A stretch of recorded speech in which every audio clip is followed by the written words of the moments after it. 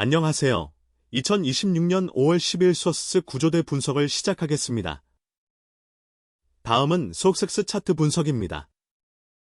현재 종가는 532.76달러로 전반적인 추세는 상승, 런지, 관점을 유지하고 있습니다. RSI는 78.8로 시장 심리는 눈낼 단계입니다. 이동평균선의 정배열 여부를 체크하며 대응하시기 바랍니다. 저희 채널의 데이터는 전날 마감 시간의 데이터이기에 실시간 데이터 기준은 아닌 부분을 참고하셔야 합니다. 현재 기준으로 수억세스가 오랜만에 반등하여 올라가고 있지만 차트상 수억세스 기준 10.2달러가 최상단으로 예상하고 있으며 그 전에 다시 추세 전환될 가능성이 높다고 생각합니다. 이 채널은 여러분들에게 수억세스 종목에 대한 위험성을 보여주고자 하는 채널이지 해당 종목을 매수하여 수익을 내기 위한 채널이 아닌 것을 다시 한번 당부드립니다. 반도체 섹터의 독주와 속수의 위기, 데이터로 읽는 시장의 경고와 대응 전략. 안녕하세요. 오늘 하루도 변동성 높은 시장에서 대응하시느라 고생 많으셨습니다. 우리 한국개미 투자자들이 가장 사랑하면서도 동시에 가장 위험한 종목인 속수를 중심으로 시장의 흐름을 냉정하게 짚어보는 시간입니다. 최근 반도체 시장은 마치 멈추지 않는 기관차처럼 움직이고 있습니다.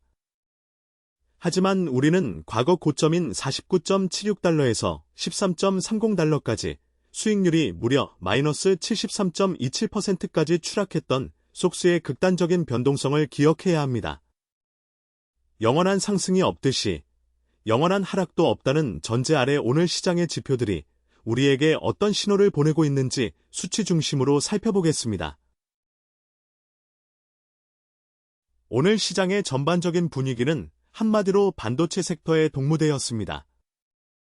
주요 지수들을 먼저 살펴보면 스탠더드 앤드 푸어스 500 지수는 0.19% 상승했고 나스닥 지수는 0.10% 오르는 데 그치며 보합권에 머물렀습니다. 하지만 필라델피아 반도체 지수를 추종하는 반도체 ETF는 무려 2.39%나 급등하며 시장 전체 분위기를 압도했습니다.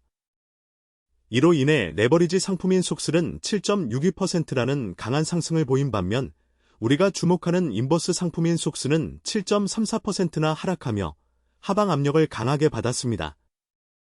현재 거시 경제 상황을 보면 금리 인하에 대한 기대감과 기업들의 실적 발표가 맞물리며 시장의 유동성이 기술주, 그 중에서도 반도체로 강하게 쏠리고 있음을 알 수 있습니다. 오늘 반도체 섹터의 상승을 주도한 주요 종목들을 구체적으로 살펴보겠습니다.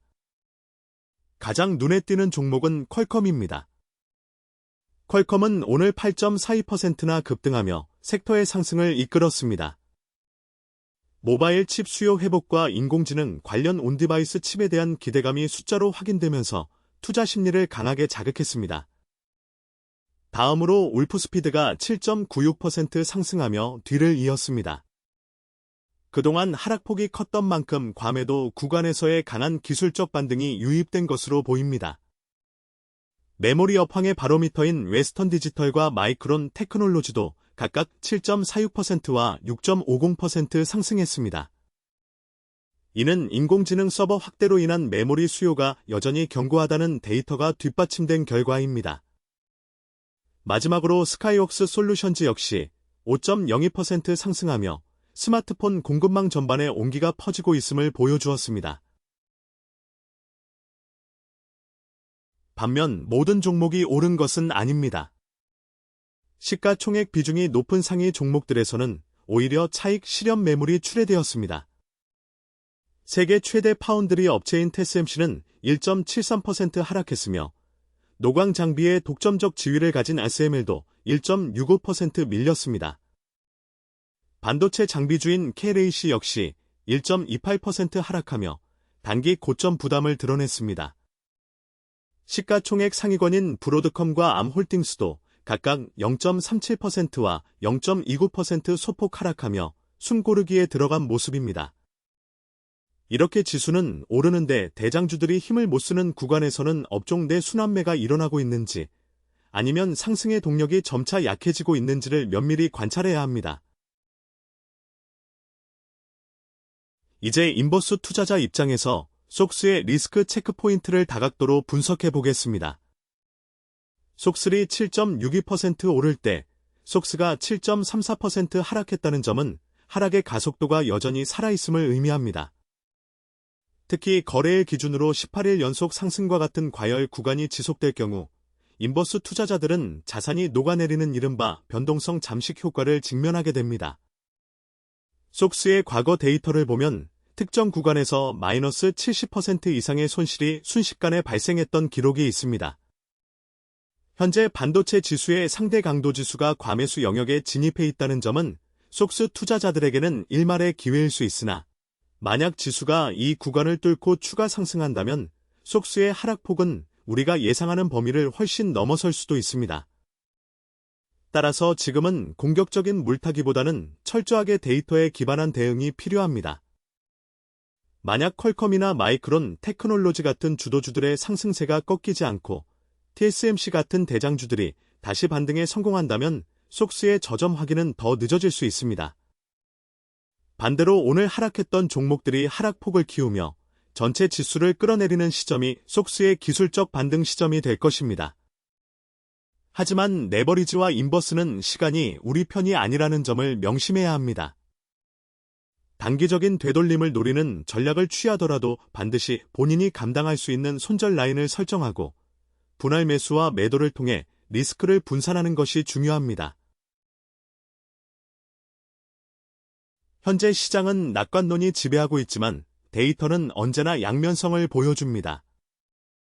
반도체 지수의 고점 밸류에이션 부담이 커지고 있다는 점과 주요 기업들의 향후 가이드라인이 시장의 기대를 충족시키지 못할 가능성도 열어두어야 합니다.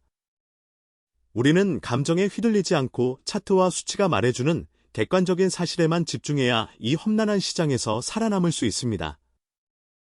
여러분과 함께 직접 투자하고 영원한 상승은 없지만 하락 전환 시 얼만큼 회복을 할 수 있는지 그리고 이를 통해 인버스와 레버리지 투자하시는 분들에게 조금 더 경각심을 갖게 해주고자 하는 게 저희 채널이 하고자 하는 방향입니다.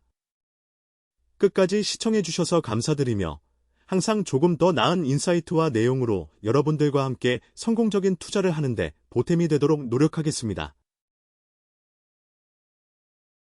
이제 마지막 한방인 엔비디아의 실적 발표가 남은 상태입니다. 사실 저는 엔비디아의 실적 발표가 과연 버블의 시작일지 아니면 조정장의 시작일지 방향을 알려주는 화살표가 될 것으로 예상합니다. 이런 경우 큰 욕심은 버리고 실적 발표 후 분석하고 차트의 방향에 맞게 투자하는 것이 매우 유리합니다.